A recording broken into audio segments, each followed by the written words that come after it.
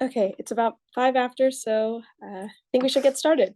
So, welcome everyone. Thank you so much for coming to this teach-in on Latin America and Israel. We are so happy to have Les Field with us today. Les Field is a full professor in the Department of Anthropology at the University of New Mexico, where he's taught since 1994. um, Focused on the comparative study of forms of coloniality, indigenous identities, and the construction of nation states in Nicaragua, Colombia, California, and Palestine. Dr. Field teaches a class titled The Settler Colonialism in Palestine in the 21st Century, as well as a class titled Colombia in War and Peace, Race, Class, and Gender at the Epicenter of Conflict and Peacemaking.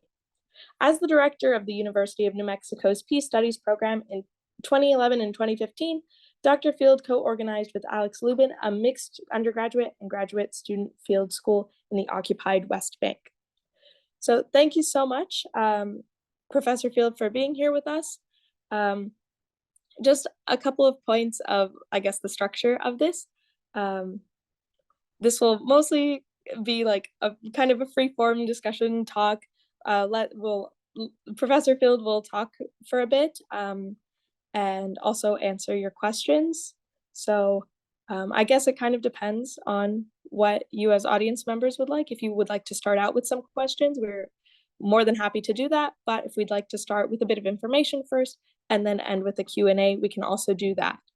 Yeah, and the way we'll handle Q&A is I'll moderate the Q&A. So if you have a question, feel free to put it in the little Q&A box in Zoom, and we'll make sure to get that answered. Yeah, so I'll pass it on to Professor Field. Thank you so much. Good afternoon, everybody. Thank you so much for inviting me here to this teach-in. Greetings from Albuquerque, New Mexico, where I live and work. And I think it's important to say that this topic has been one that I've been researching for a number of years and have presented in different sorts of forums. The first time that I really presented the full sort of canvas of the relationships I was looking at was at a presentation at the American University in Beirut in Lebanon in 2012. And that was an extremely illuminating place to start thinking about these things in a broader context, because Beirut is kind of where everybody in the Middle East ends up who wants to talk about the kinds of things that I'm investigating. And many of the key players were alumni at AUB. So the project that I was embarking on is a way of thinking about a global left and a global right that relates the Middle East and Latin America. So I was looking at both, and that's I think clearly substantiated by the kind of work I've done in Nicaragua and Colombia, where the connections between the Latin American right and Israel and the Latin American left and the Palestinian liberation movement have been long-term. So I looked back at the paper that I presented at AUB, and I'm going to use that as the kind of the basis for the presentation today, because I actually think it was a little bit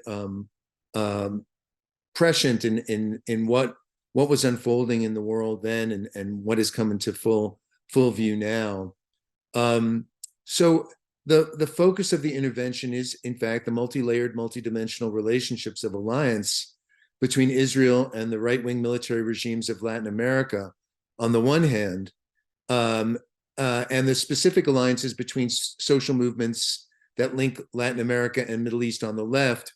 And in my case, that's really the relationship between the Frente Sandinista in Nicaragua and one of the main important movements in the PLO, the Popular Front for the Liberation of Palestine. So that's kind of like the scenario that I'm looking at. And mainly, of course, today we can talk about the right-wing alliances, the alliances between right and Israel. And the year 1982 assumes a really central importance in this narrative. As you'll see, there are a number of extremely important ways that things in the Middle East, events in the Middle East, around Palestine and Lebanon, are intersecting with events in Latin America through Israel's alliances with right-wing governments, military governments, and paramilitary movements.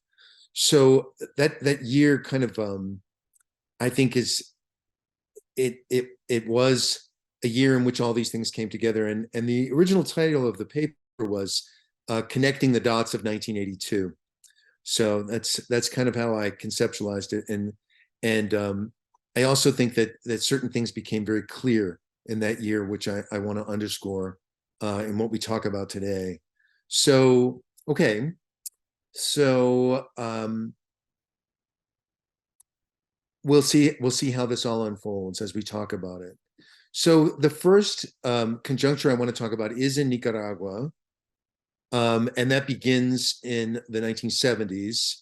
And this involvement starts while the Somoza regime, the old dictatorship, the 40-year-old dictatorial authoritarian dynasty in Nicaragua is finally reaching its end.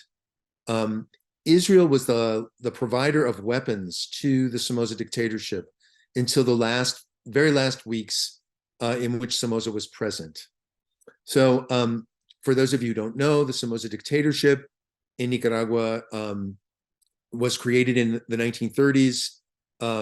The intervention of the United States was crucial to the conditions that made that dictatorship coalesce, and it kind of it's very dramatic in some ways. It's almost cinematic the way that the Somoza dictatorship starts at the moment when the nationalist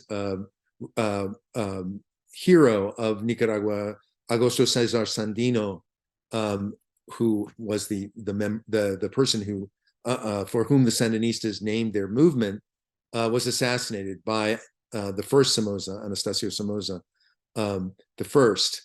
And this was made possible also because of the United States' creation of a private army for the Somoza dictatorship called the Guardia Nacional. It wasn't even the National Army of Nicaragua. So the historic relationship between Israel and the Somozas starts in 1947 because Nicaragua is one of the Latin American countries that votes for the United Nations resolution to partition Palestine, right, into an Arab state and a Jewish state.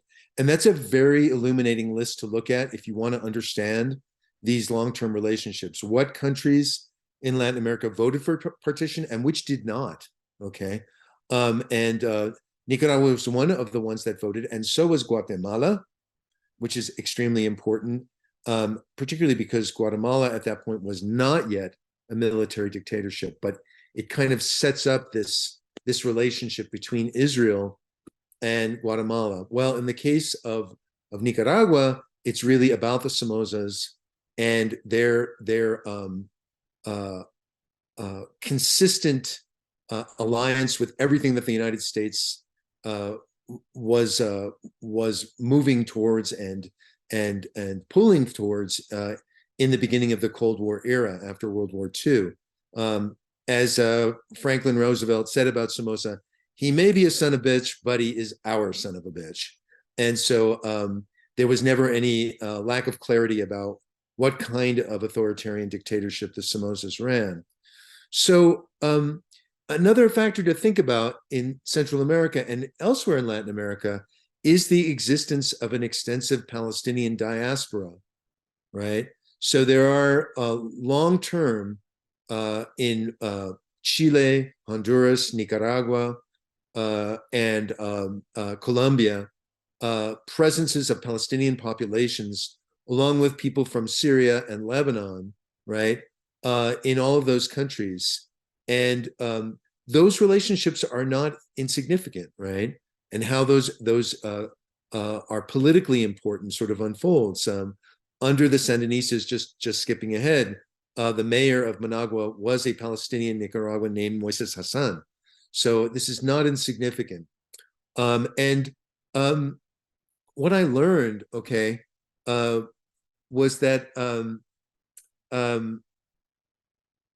the Sandinistas had trained with the PFLP in Jordan during the late 60s and 1970s, when Jordan was the center of PLO operations. The PFLP is the Popular Front for the Liberation of Palestine. It's a secular Marxist part of the Palestinian liberation movement, of the Palestinian national movement.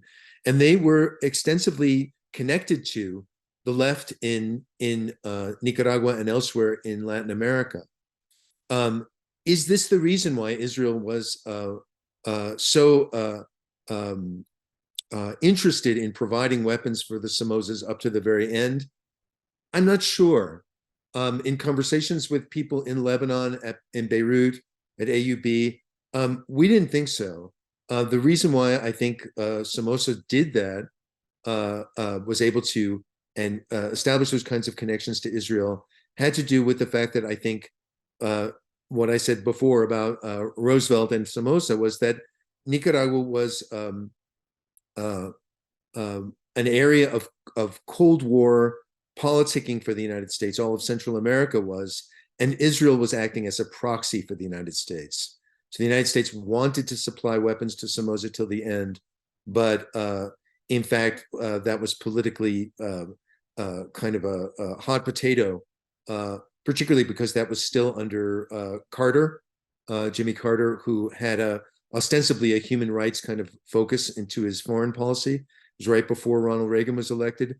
So I don't think the United States was willing to be openly providing weapons to Somoza, and so Israel acted as proxy in that regard. But it isn't insignificant that there was this connection between one tendencia, one of the political tendencies within the Sandinista front, which was called Guerra Proletaria Prolongada, which means prolonged proletarian war, and the PFLP in the Palestinian national movement. So those connections were still there, or were there at the same time. So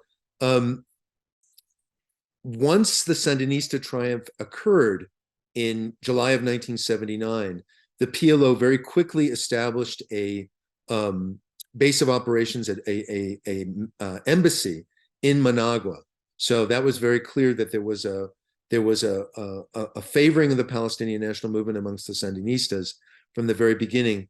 And as the Cold War heated up after Ronald Reagan was elected in 1980, this becomes more intensive in the following ways, okay? So by 1982, which is when I first began field work in Nicaragua, the country was the scene of an increasingly intensive rural warfare between the forces of the Frente Sandinista and the counter-revolutionaries known as the Contras, in which the latter targeted the institutions of the revolution, schools, health clinics, institutions of local governance, at the expense of civilian non-combatants. So the Contras, well, you can draw those dots for yourself about the attack on non-combatants, hospitals, health clinics, in what's going on right now in Gaza. The weapons and the logistics for the Contras initially came from the United States. In fact, Ronald Reagan ran on a platform of support for the Contras derived from his expansive interpretation of global ideological anti-communism. But that opposition, or opposition to that politics from within the United States and to supporting the Contras, was again a way that Israel acted as a proxy for the United States, I think, in Cold War politics, but also was pursuing its own foreign policy sorts of orientations, as we'll see. So I want to focus on the Israeli Defense Minister, Ariel Sharon, and his December 5th through 7th, 1982 visit to Honduras. His visit to Honduras came about as a result of the invitation of Honduras's commander of armed forces, Gustavo Alvarez Martinez, and not the president of Honduras. That's interesting, right? So the defense minister gets to invite the Israeli foreign minister, not the president of Honduras. But the result was the sale of jet fighters, transport planes, machine guns, and other kinds of armed arms, plus training and advisors. During Sharon's visit to Honduras, he secretly, although it's kind of an open secret because you can read about it in the New York Times from exactly that time. So it's one of those things in international politics that I think people like to call open secrets, right? Sharon actually went to the border with Nicaragua and visited the Contra camps, okay? In a clear indication of the political, ideological, and semiotic connections being drawn between Israel's foreign policy in this region and its foreign policy in Central America, Israel's first shipment of weapons to the Contras were the assault rifles that they captured in Lebanon from the PLO when they invaded Lebanon in June. So there's Ariel Sharon in December on the border with Nicaragua in the campamentos, the camps of the Contras, and he has come with weapons captured from the PLO 6 months earlier when Israel invaded southern Lebanon. And I can't think of a more graphic representation of the intersection between Israeli policy in the Middle East and Israeli policy in Latin America than the actual transfer of weaponry from what they captured from the PLO to the Contras, and then the sort of incredible flow of advice and logistical planning from the IDF, from the Israeli Defense Force. And I think in this we see that Israel going well beyond its action as a proxy for the United States in the Cold War.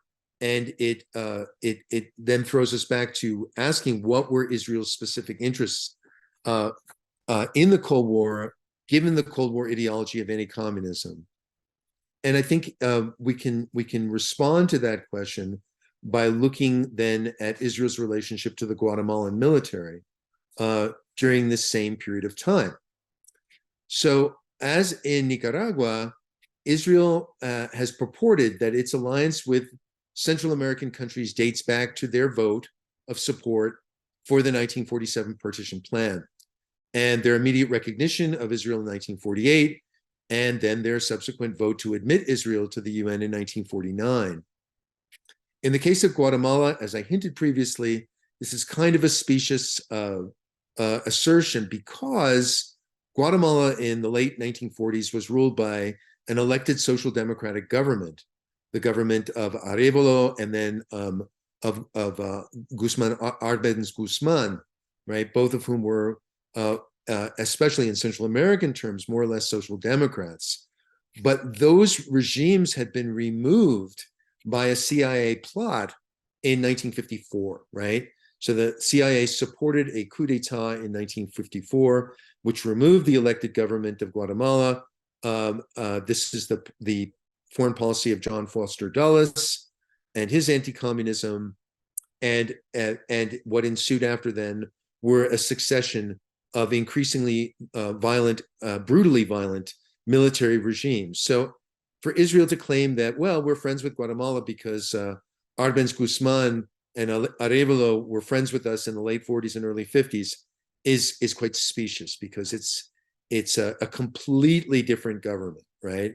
That Israel comes to the aid of in the 1970s and 1980s. In the case of Guatemala, the alliance with Israel hinged not only upon the sale of sophisticated weaponry for ground and air combat, but once again, by 1982, the deployment of sophisticated communication and computer technology in the service of a sustained counterinsurgency campaign that led to upwards of 200,000 individuals who were either dead or missing in the classic Latin American sense of desaparecido, right? Right, which is a term that we use in Latin America, in Argentina, in Guatemala, in Chile, it's a kind of se desaparecer, right? It's to disappear someone, right? So likely they've been killed, but all trace of them disappears. So the point is not to make make it public, but to increase the terror effect by not only killing somebody, but making their entire existence disappear. And 95% of all cases of desaparecidos, or disappeared people in Guatemala, was the outcome of the Guatemalan military. The computer programming that was developed and deployed by IDF advisors, Israeli Defense Force, enabled the tracking of suspected combatants, but also of huge numbers of members of communities that were non-combatants and who suffered the effects of massacres, forcible evacuations, and obligatory resettlement in enclosed 24-hour-a-day guarded settlement camps. Again, if you are hearing echoes of what's going on now in what happened 40 years ago, well, I think that's something that you should follow up on, right? In other words, I think the story of Israel in Latin America in the 1970s and 80s and since then, what is so shocking about it is it seems like a dress rehearsal in some ways for things that come later, much closer to home. Although they themselves are perhaps replays of what happened in the Nakba. Anyway, it's all something, food for thought, right? These guarded settlement camps were in Guatemala called polos de desarrollo, or development poles, and they were entirely, in most cases, inhabited by Guatemalan indigenous people, as we'll talk about in a second.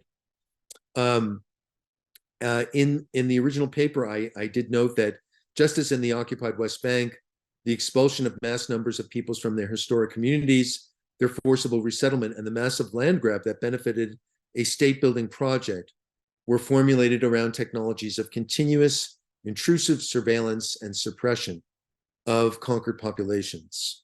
The people who were, in the vast majority of cases, the victims of Israel's support and its role in planning counterinsurgency in Guatemala were these indigenous communities.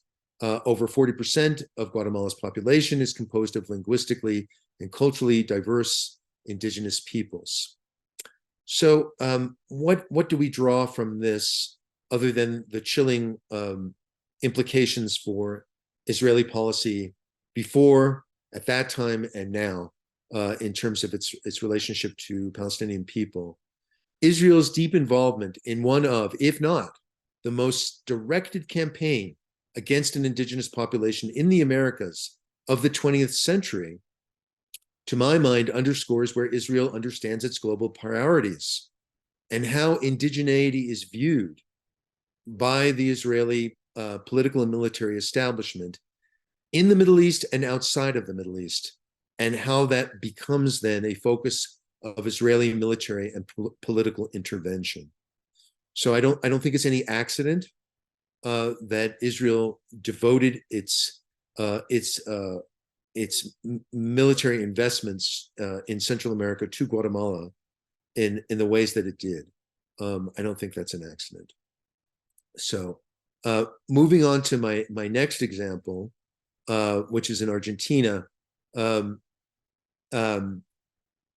I'm always open to questions, so if anyone wants to stop at any point, I see that there is a question. Yeah, there are a couple cool questions if you would like to answer them, but up to you. Yeah, Cuba is the only Latin American country that voted against UN Resolution 181. Yeah, you can check that out. That's true. But I don't have a substantive answer to that question. What we see is not necessarily Latin American countries voting against Resolution 181, but abstaining, right? So Argentina, Chile, Colombia, I believe as well, abstained. Okay. Okay, so other people are asking about the Israeli government. Yeah, that's a really good question, right? And it's a really important one, and I feel like I can only sort of do an overview of that.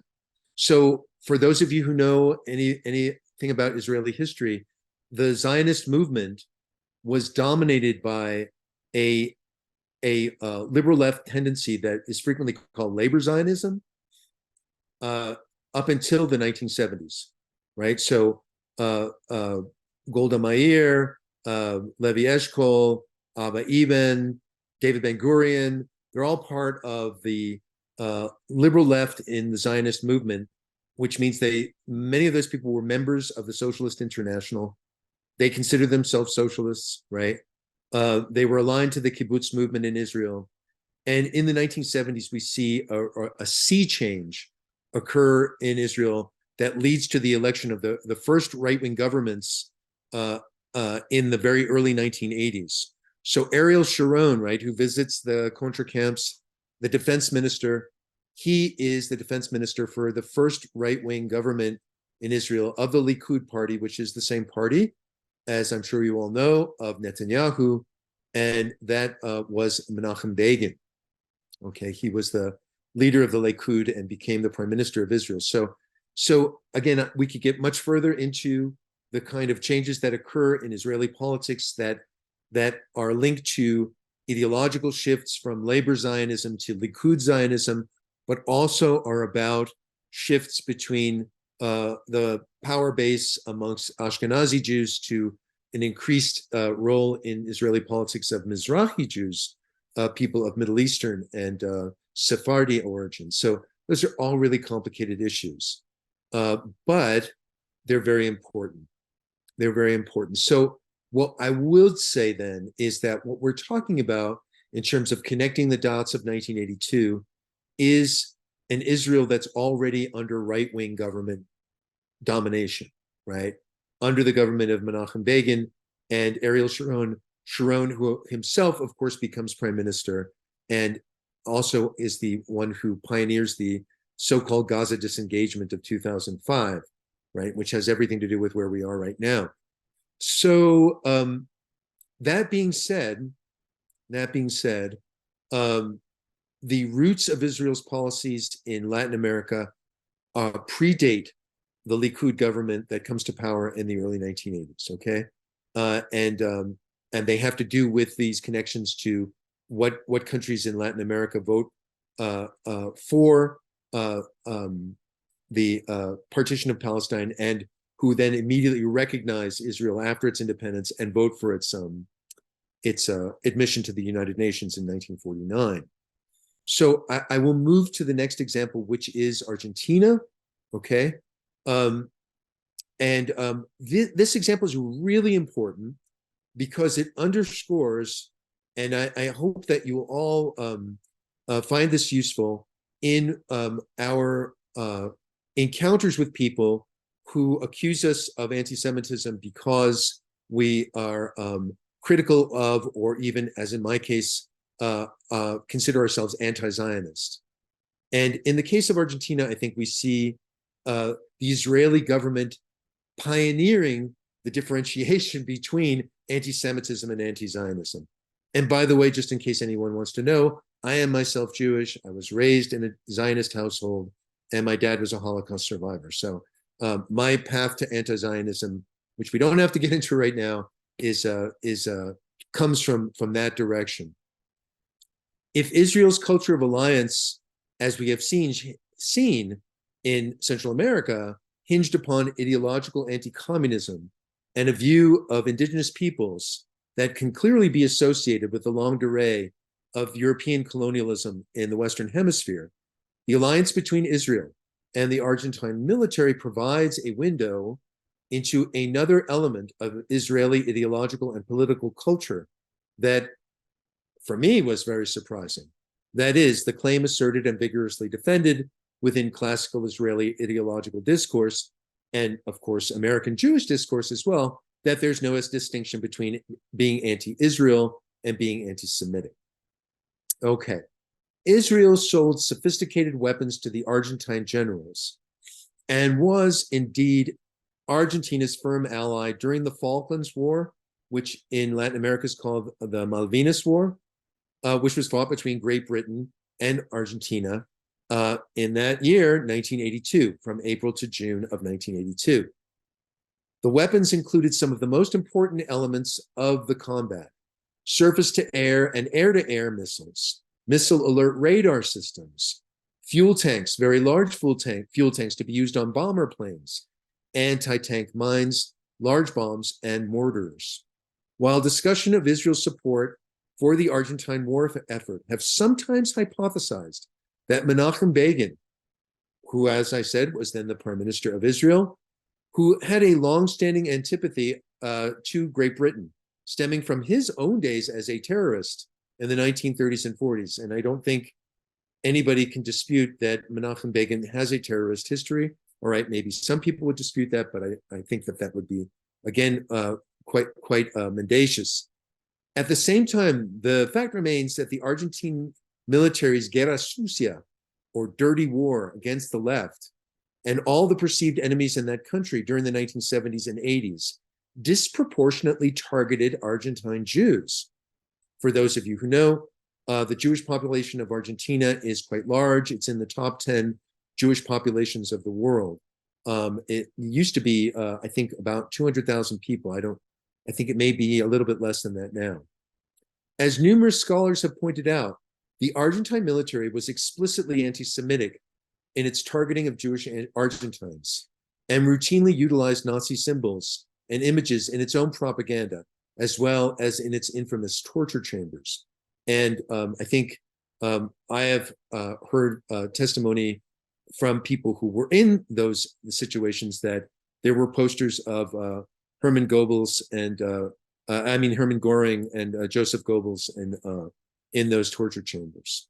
Perhaps the most important key witness to these elements of the military's ideology and the activities and its activities and the relationship between Israel and the Argentine military was the journalist Jacobo Timmerman, an Argentine and also a Jewish journalist who was imprisoned and tortured in 1977 and who wrote a book which in English translation is called Prisoner Without a Name, Cell Without a Number. He was, after his release, obliged by the military to emigrate to Israel and later becomes a very strong critic of Israel. His story underscores the ideological link here between the anti-Semitic generals and Israeli state interests. Israel concluded agreements with the generals to send Jewish Argentines to Israel rather than kill them.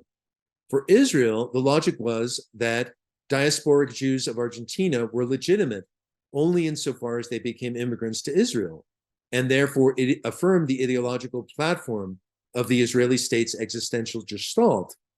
In other words, rather than defend the Jews of Argentina because Israel claims that it defends and is the defender of Jewish people everywhere, Israel was the overt ally of the anti-Semitic regime and considered its characteristically anti-Semitic policies not as a problem, but rather as an opportunity to recruit people to the Israeli state project. Timmerman understood this and he wrote about this, and he also later wrote a scathing critique of the Israeli invasion of Lebanon, okay? And eventually he returned to Argentina after the military was removed and after the return of democracy to Argentina. So the significance of this example is, I think, paramount. Israeli political culture and the ideology of alliance is first and foremost about the Israeli state-building project, rather than a commitment to defending Jewish people in the world.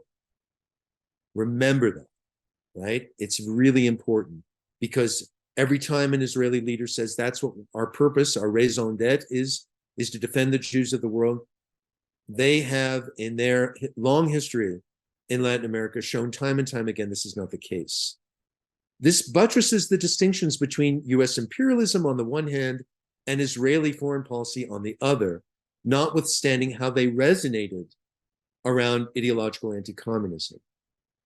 I conclude that Israel's empirical commitment is to a colonial domination of indigenous populations and to its own state project, rather than any commitment to combating anti-Semitism, and that these are hallmarks of Israeli foreign policy in the world then and in the world now.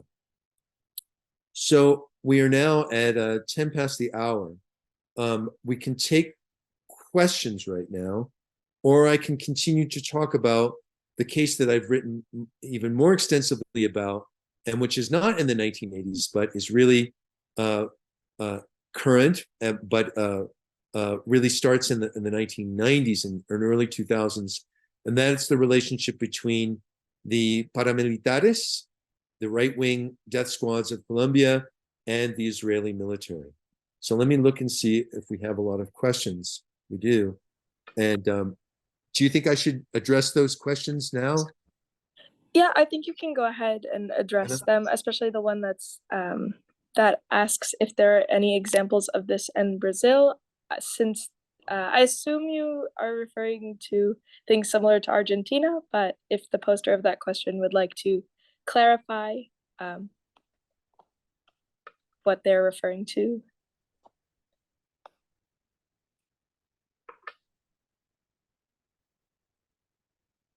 I'm not hearing from anybody.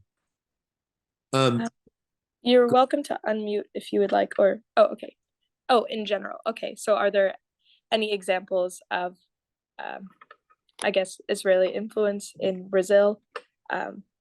Well, No.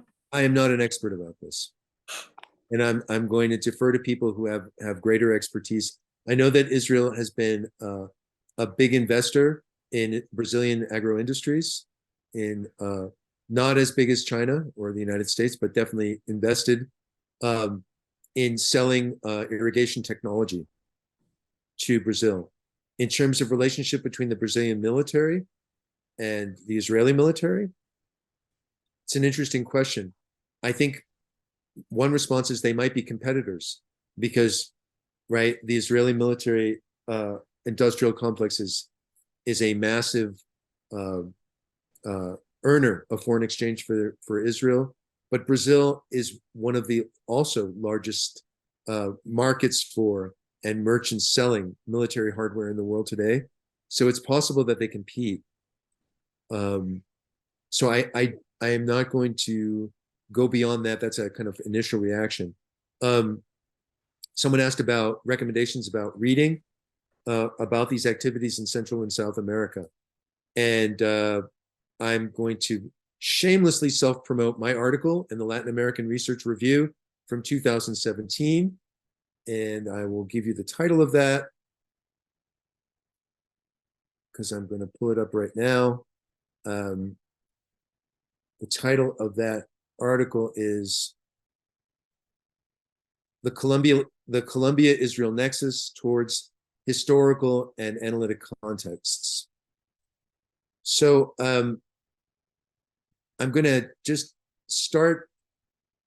I'm going to just introduce this paper to you because it's just like 1982 was sort of a moment of truth for me in thinking about Israeli foreign policy in Latin America and what that might mean about Israel in the Middle East and with the Palestinian people. This was a moment of truth. So this is what I wrote. In 1997, Carlos Castaño and Salvador Mancuso, among others, co-founded the Autodefensas Unidas de Colombia, or AUC, an umbrella organization of the Colombian armed right wing, or paramilitares. In Castaño's 2001 biography, Mi Confesión, which my confession, if you are immediately getting bells ringing about a possible resonance between Mi Confesión and Mein Kampf, I don't think you're wrong, okay? In his biography, Mi Confesión, readers learn that Carlos Castaño received over a year of training in Israel in 1983-1984, both in military schools and at Hebrew University. Israel played a formative role in his own ideological formation and that of his movement. This is a direct quote from his biography. I admire the Jews for their bravery in confronting anti-Semitism, their strategy for survival in the diaspora, the surety of their Zionism, their mysticism, their religion, and above all for their nationalism. I learned an infinity of themes in Israel, and from that country I owe a part of my culture, my achievements, both human and military, And while I repeat myself, I did not learn only about military training in Israel. It was there that I became convinced that it was possible to defeat the guerrillas in Colombia. I began to see how a people could defend itself from a whole world. I understood how to get someone involved who had something to lose in a war by making such a person the enemy of my enemies. In fact, the idea of autodefensa in terms of owning and distributing weapons, I copied from the Israelis. Every citizen of that country is a potential soldier. And then I'll just read one more paragraph so that you can appreciate the cognitive dissonance of this declaration. Castaño's memoir poses questions about the relationships among and between the paramilitares in Colombia, the Colombian state, and Israel. Carlos Castaño was and remains a central figure for the Colombian ultra-right. With respect to Israel, his declarations offer sharp contrasts with the legacy of Spanish colonial anti-Semitism, as well as the prevalence of anti-Semitism among 20th and 21st century ultra-right-wing movements in Latin America and elsewhere. Israel's self-representation as a liberal, lawful democracy also contrasts to the AUK's profile. According to the Colombian government's self-study, the AUK has been responsible for the bulk of the human rights atrocities and massacres in that country between 1980 and the present. The United Nations specifies that 80% of all killings in Colombia's civil conflict have been committed by paramilitaries, whereas 12% by leftist guerrillas and the remaining 8% by government forces. The Colombian government reported that in the year 2000, the paramilitaries and the state forces committed approximately 85% of political murders. In the 2000s, the Colombian government estimated that the AUK was responsible for at least 40% of cocaine trafficking in that country, and Castaño himself stated that 70% of AUK's operating budget was derived from cocaine trade. So if you're like me, you react to this by saying, what kind of friend did Israel get when they trained Carlos Castaño and became the ally of the paramilitaries? So in the rest of this article, I rehearse the relationships between Israel and the right-wing regimes in Latin America that I previously talked about, but then I talk about the material substantive support that Israel has provided, and the Israeli military and Israeli defense contractors and private defense contractors have provided for the Colombian military and the Colombian paramilitaries in the last 20 years. So I'm going to stop now and take questions, okay? So should I just go through the list? Yeah, so I think somebody asked, did Israel play a hang in El Salvador's civil war? That is relevant to the current conversation.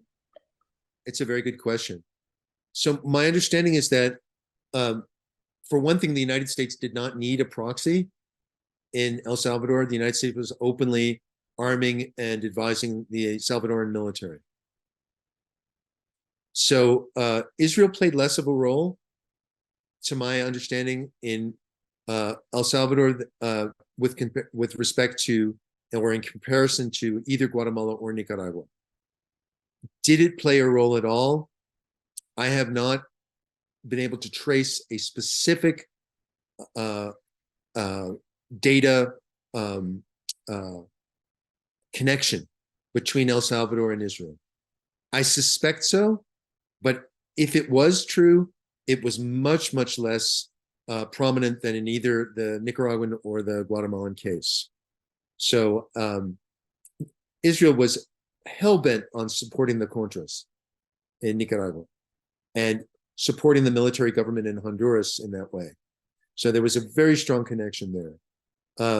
And apparently much less concerned with the war in El Salvador.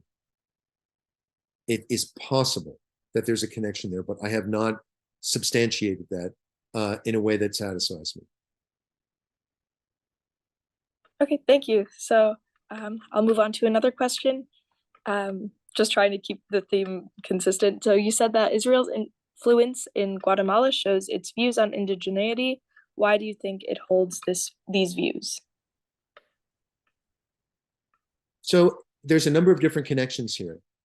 I mean, I'm an anthropologist, but I do historical work too. So we can find context to understand these sorts of phenomena. We know that right now, one of the main supporters of the state of Israel and vociferous supporters of Zionism as an ideology in the United States is the evangelical movement. The architect of the genocide in Guatemala, Efraim Rios Montt, was evangelical. Okay, was evangelical. So again, to what extent is the relationship between Rios Montt and the Israelis a rehearsal or a kind of foregrounding of what later becomes much more generalized in the United States and elsewhere in terms of the relationship between evangelicals and the state of Israel and Zionism? It's a really good question. Rios Montt and the Guatemalan military, their approach to indigenous people in Guatemala was that every indigenous person is a potential subversive, right? So they would say in Spanish, ser indígena, ser subversivo, right? So the idea of the subversivo, the subversive person, is then firmly rooted in ideas about the backwards and repulsive nature of indigenous identity, which goes very far back in Latin American history, right? The drive to eliminate indigenous peoples and to establish a kind of mestizaje that erases indigenous languages and customs and religions. It goes very far back into the colonial period and into the independence period. And in a country like Guatemala, where indigenous people constitute such a large potential portion of the population, that tension, that conflict has been present throughout the 19th century, 20th century, and into the 21st century. So when I look at that, right, and I think about the rhetoric that, again, remember that I grew up as a Zionist, the rhetoric that I grew up with around Palestinian people. So there was in the 1960s and 70s, it wasn't even possible to refer to the Palestinian people. Israelis denied that there was such a thing as the Palestinian people. Later, that was reversed. And now we see again with the far right people who are members of the Israeli government, once again, the denial of the existence of a Palestinian people and of a Palestinian national identity. And instead, the Palestinian people referred to in the Zionist household I grew up in, and then when I was a child in Israel, because I was sent to Israel as a 12-year-old, as the Arabs. That was the rhetorical reference to Palestinian people. And there was in the United States and among many Israelis a sense that every single person who was in that category, the Arabs, was a potential killer of Jews. Okay, there was definitely that sensibility, a post-Holocaust sensibility, a sense of threat from the Arabs and their desire to drive the Jews into the sea and to eliminate the state of Israel, which many historians have looked at, including Israeli historians, from a very critical viewpoint. I see a resonance between the rhetorical treatment of indigenous people in Guatemala and the rhetorical treatment of Palestinian people in Israel in classical Zionist discourse. That is my interpretation. People can very much disagree with that and bring a critique to that. But I'm responding to this question that I see a resonance between those two. And I see then a level of comfort, I would say, in Israeli military and logistical support for the genocidal campaign in Guatemala. coming from that resonance. And again, I think that that's definitely something that others would see differently. Thank you. So we're getting lots of great questions in the chat, so I'll just move on to the next one. Someone asks, much of the diplomatic pressure that is being put on Israel at the moment is coming from Latin America. What is stopping other Latin American countries from suspending ties with Israel entirely, and when do you expect this to happen? Good question. Thank you. So I was just discussing this morning with a student I have who is from Colombia. So for those of you who are watching the news, the Colombian president, who is the first left-wing president in the history of Colombia, Gustavo Petro, recently criticized Israel. And the Israeli response to that was, oh, really? We will stop sending weapons to Colombia.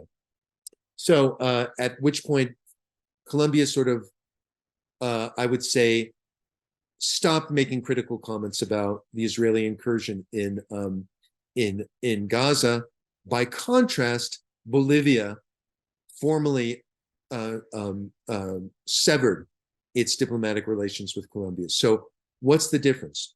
Well, the difference is that Colombia has been the recipient, has been buying Israeli weaponry for at least 20 years and probably longer.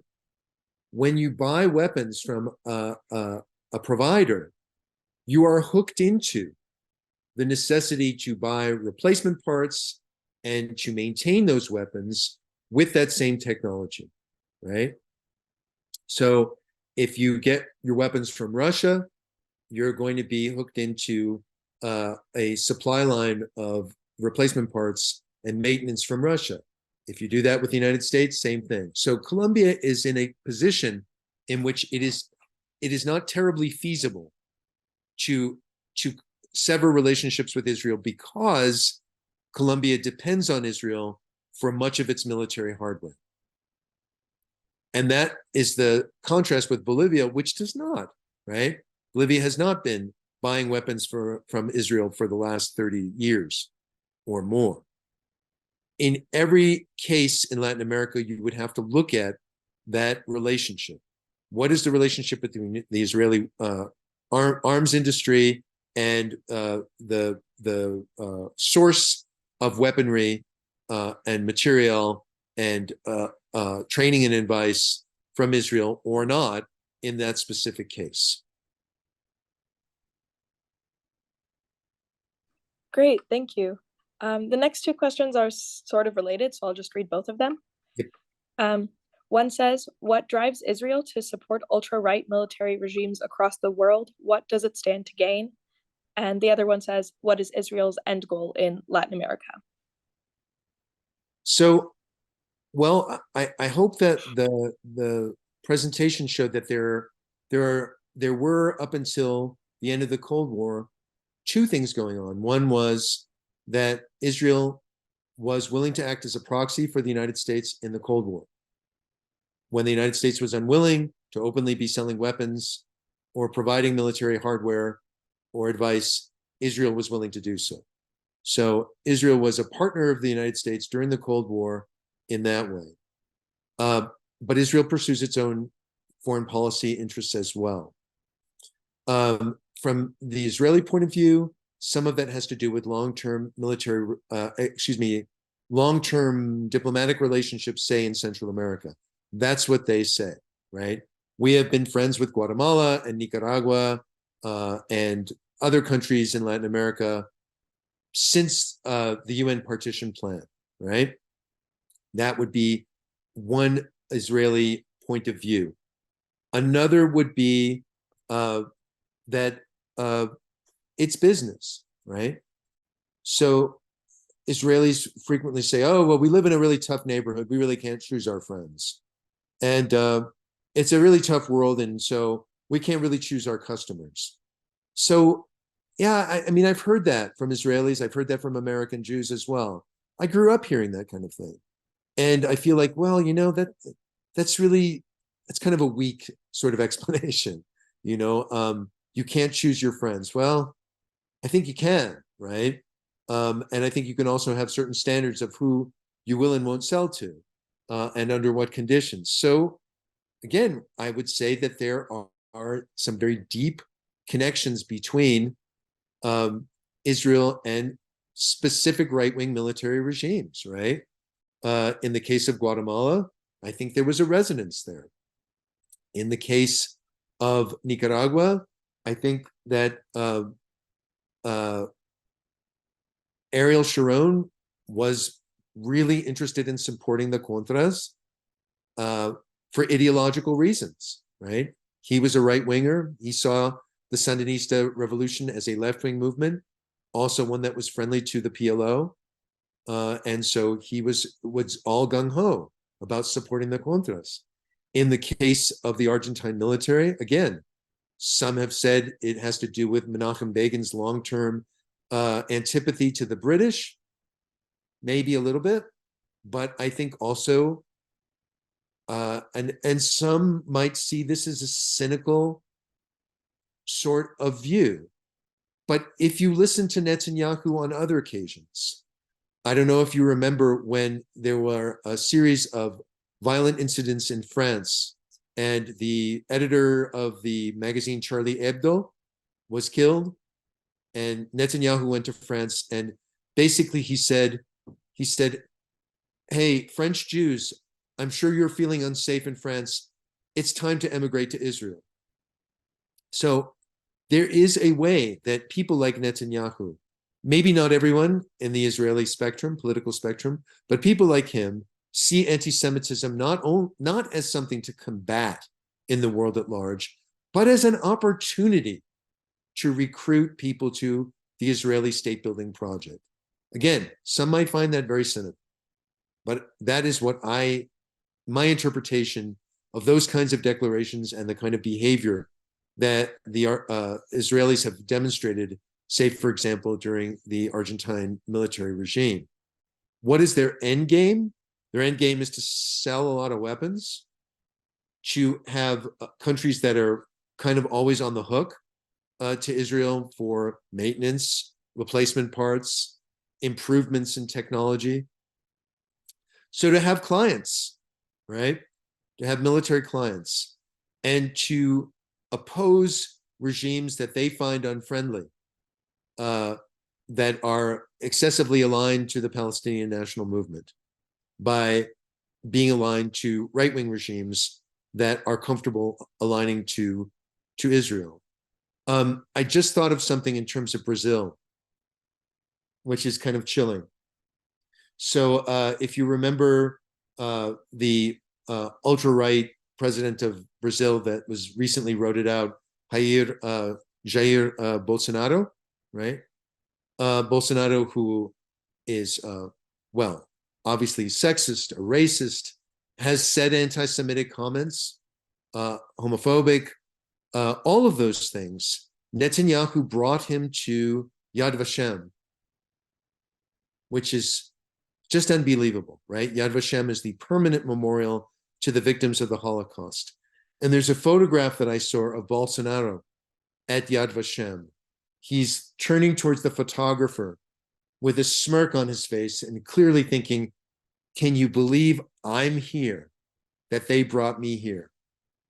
Me, can you believe it?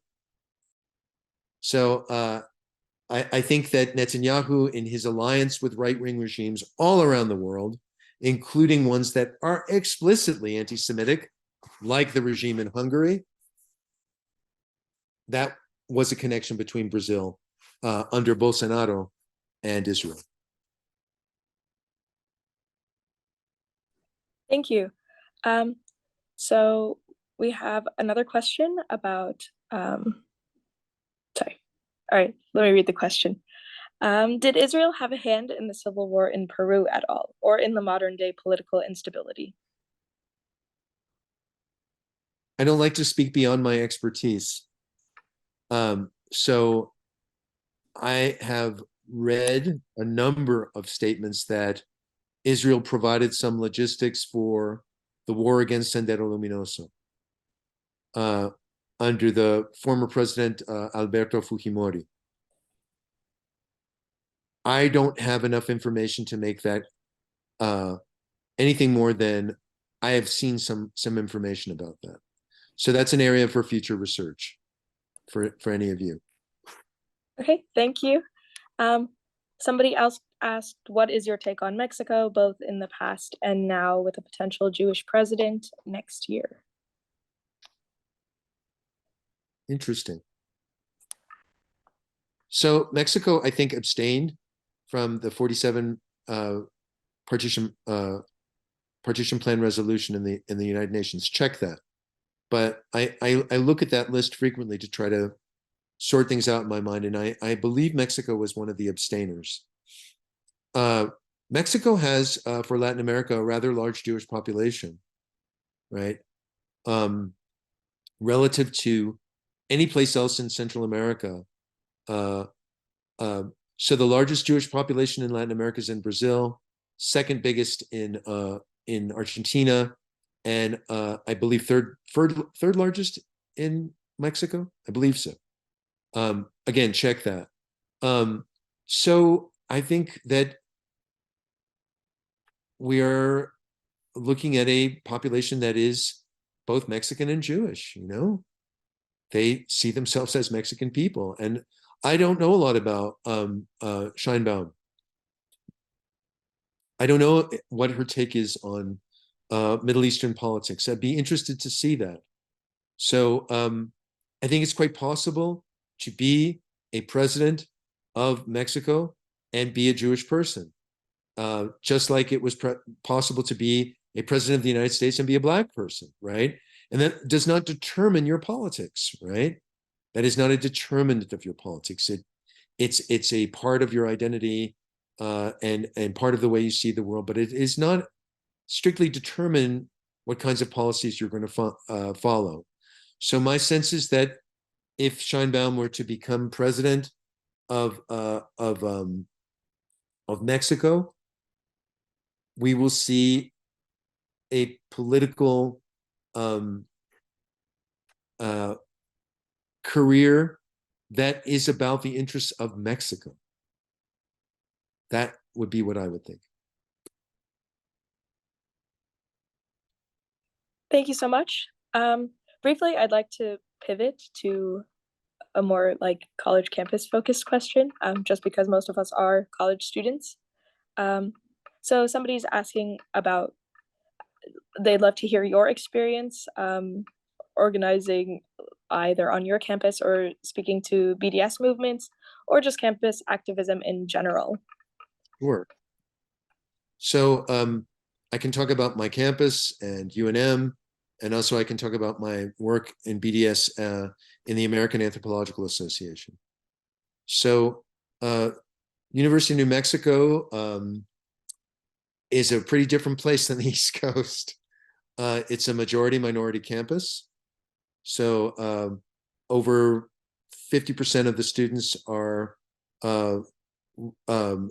some kind of Latino, Hispanic, which would include Nuevo Mexicanos, people of New Mexican origin.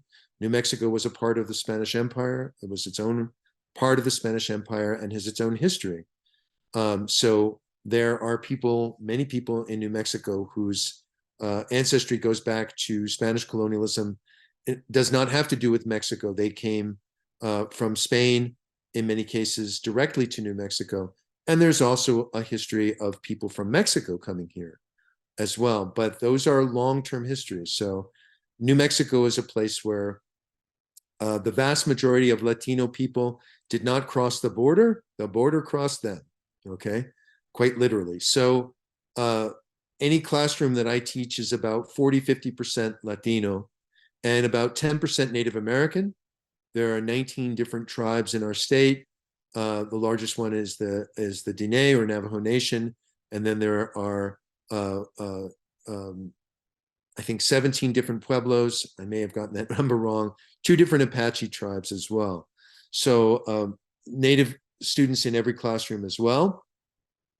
There are also immigrant populations, but unlike either California or the East Coast, the majority of people in New Mexico belonging to minorities are not immigrants. They are people who have been here for a long time or a very long time. And that changes everything, right? So when I teach that class, settler colonialism in Palestine in the 21st century, I have students who come from longstanding Hispanic communities in northern New Mexico and also from indigenous communities, often from New Mexico, but also from other parts of the country as well. And their perspectives are very different. They're very different. So in that class, I've been teaching that class since 2009, I think, 2009 or 2010. Typically, the students by the end of the class have decided to revive or resuscitate the local chapter of the Students for Justice in Palestine. That has happened very frequently. So we have a kind of intermittent SJBP chapter, and it's intermittent because the students who will lead it and be members of it graduate, and then it takes another class to get another group energized and organized to resuscitate the chapter. So we have an SJB chapter that it comes and goes, and that organization, of course, is very pro BDS, and so when we have an SJP chapter, they're organizing around BDS. I'm a supporter of BDS, and my activity at the American Anthropological Association was to pass a resolution in favor of BDS. Our first attempt to do so was defeated in 2016 by a concerted campaign to basically identify BDS as a kind of Nazism. So that it was a very, very, very close call, but the opposition to the resolution were pulled out all the stops to identify BDS as a kind of threat. But BDS finally did pass the AAA in 2022. So I've been active in that, and I have a number of different pieces that I wrote. One was called "Why Should Jewish Anthropologists Support BDS," which I can send to you and you can look at, and a number of other things as well. So my experience on this campus is that we since the Gaza war began, we have had teach-ins and demonstrations and walkouts, and we have not seen any of the kind of media representations of these events as promoting anti-Semitism, because they haven't been.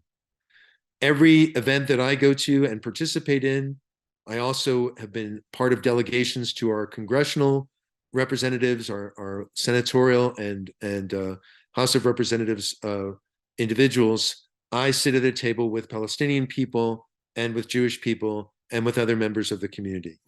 So I have not perceived or certainly been the recipient of anything like anti-Semitism, very far from that. My brothers and sisters are Palestinians and Jews in this movement, and that has been my experience. Thank you so much. Just because this question is related, I'm going to read that one now. How can we best support Gaza as activists on campus now? Great question. It's hard not to be despondent, right? Because the war goes on and it just becomes more and more brutal and intensive. I think all we can do is to continue our activism for a ceasefire. That's all we can do.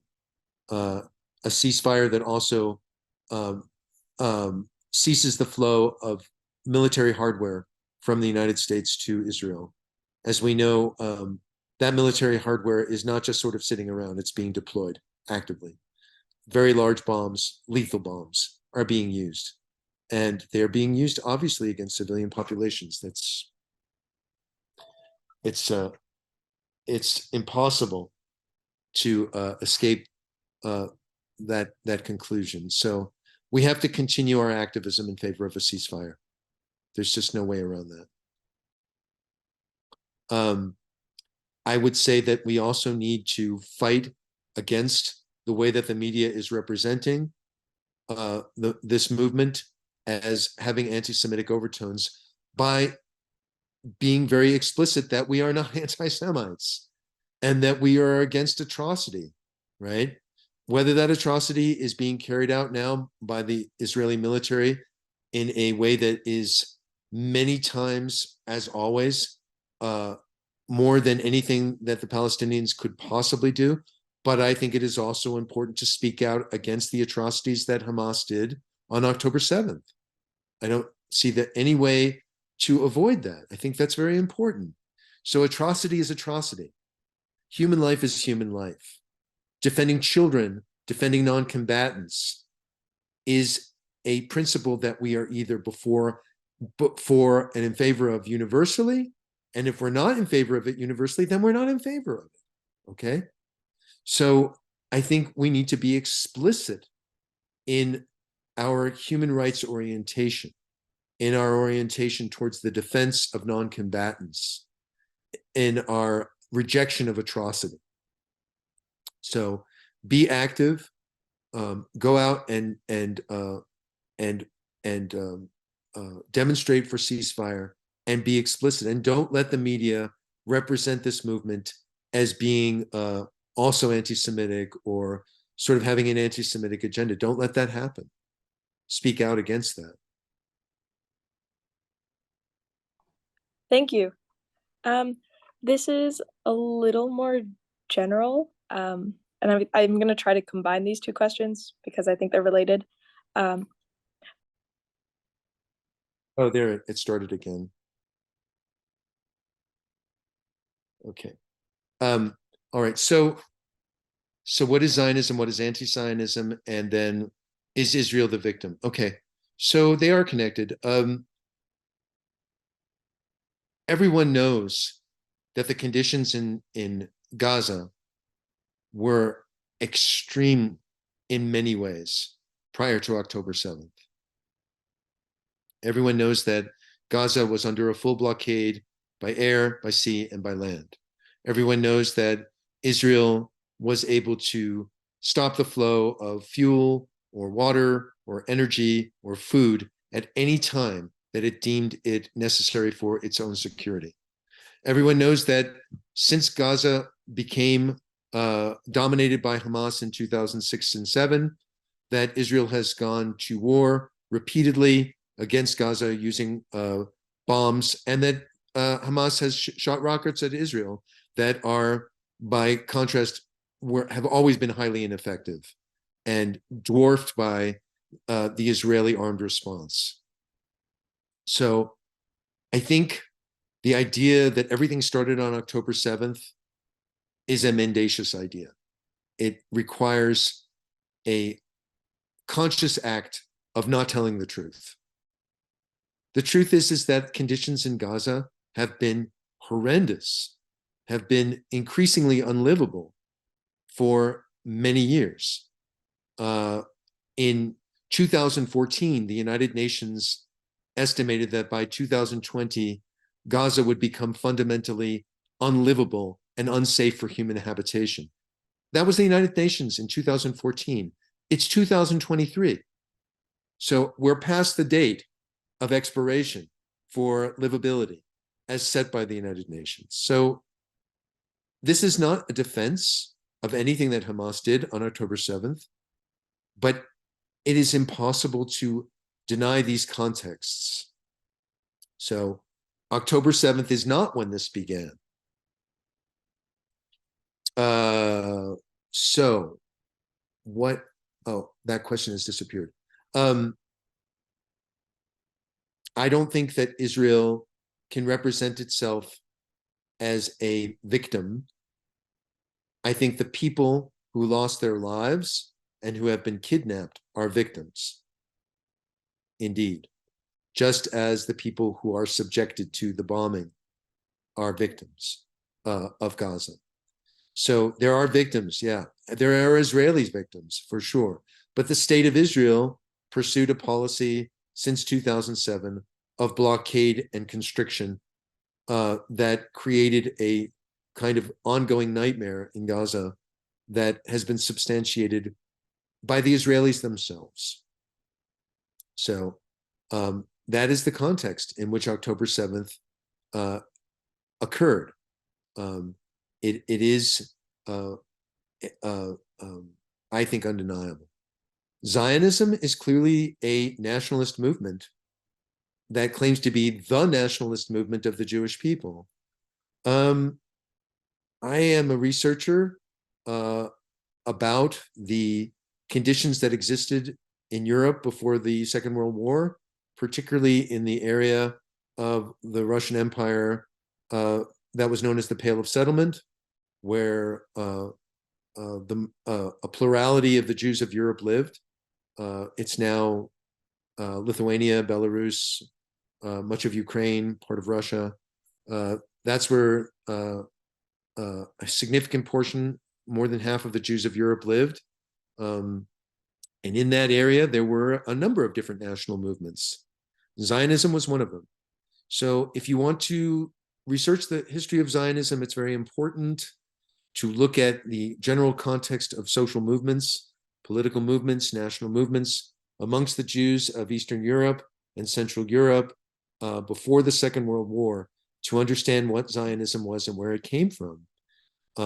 I teach in my class a substantive context for the emergence of Zionism amongst the emergence of a number of nationalist movements in Central Europe as the Austro-Hungarian Empire began breaking up after the First World War, and before as well. So many different nationalist movements. The founder of the Zionist movement, Theodor Herzl, was a resident of the city of Pest, which is the eastern side, the western side, no, the eastern side of Budapest is Pest. Yeah, that's correct. And so he was a Central European. He was an Austro-Hungarian. And there are many similarities between the national movements that rose up in Hungary, Czechoslovakia, Serbia, Romania, Bulgaria, etc., and the Zionist movement in terms of what is the character and quality of that nationalism. And there's so much more to go into than that, but let's leave it at that. Anti-Zionism is a critical position vis-a-vis Zionism that, in my case, and I would say for many others, looks at the idea of a Jewish state and sees that as a problematic formulation as applied to the historical settlement of the Zionist or the historical settlement of Palestine by the Zionist movement in a territory that was already inhabited by a significant population, the Palestinian people. So an anti-Zionist position would be to say that a Jewish state in Palestine is by definition a state that denies equal rights to non-Jews, which in fact is the case, right? It's in fact the case.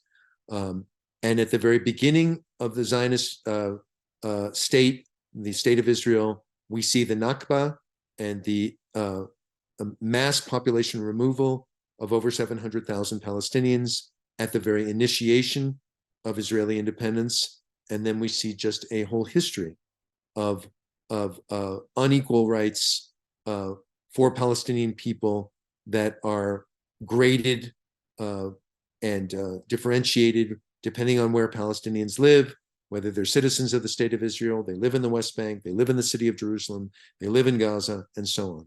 So an anti-Zionist position is a critical position to the idea of a Jewish ethno-state in Palestine. Thank you so much. And since we're nearing the end, I will ask, I think I'll combine the two final questions. So one asks, what were the relationships, going back to Latin America, what were the relationships between Israel and left-wing Latin American governments in the past few years, especially when Netanyahu was not prime minister? And in the last few years, Israel has seen a couple of prime ministers that were part of different parties, and were these parties better? How do current events relate to this? Yeah, good questions. Okay. The specifics, I would say that elected left-wing governments like Lula in Brazil, Kirchner in Argentina, um, um, the government in Uruguay, later the government in Chile, all of those have maintained diplomatic relationships with Israel. There was a wave of recognition of the state of Palestine all over Latin America about 10 years ago. It's like 2010, 11, 12, 13. All of those countries, many of those countries recognized the state of Palestine.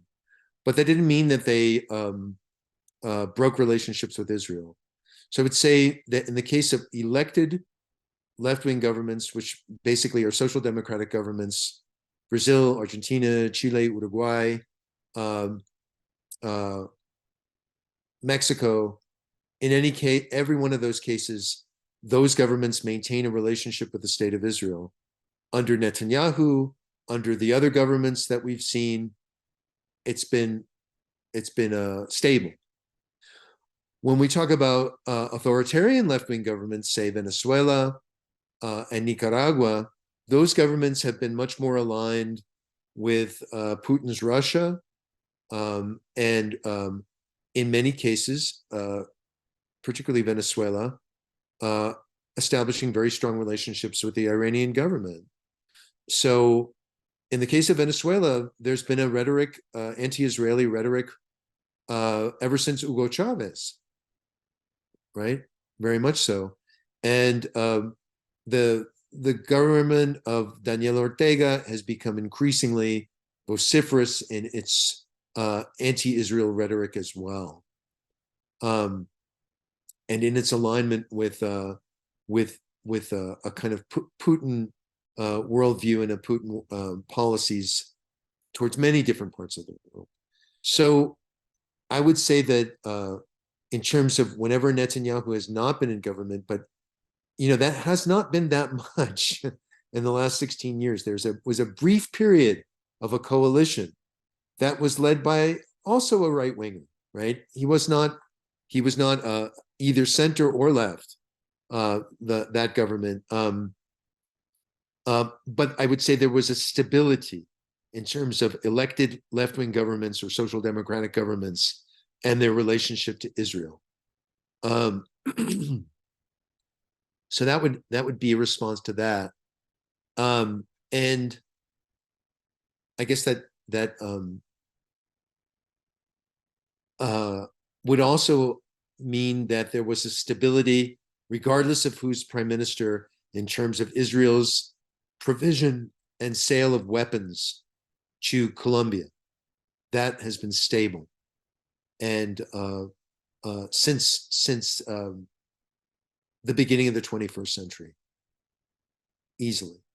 So I don't think that there's been any kind of change. But again, in the last 16, 17 years, how many years or even months has Netanyahu not been the prime minister of Israel? It's been overwhelmingly the case that he's prime minister during that period of time. But even when he wasn't, these relationships have not been affected, I wouldn't say. Great. Thank you so much, Professor Feild. It is 7 o'clock, so we have unfortunately run out of time, but we did get to answer most people's questions. So thank you to all the participants who came. And thank you so much again, Professor Feild, for being here with us and doing this teach-in on Latin America and Israel. You're welcome. It was my pleasure.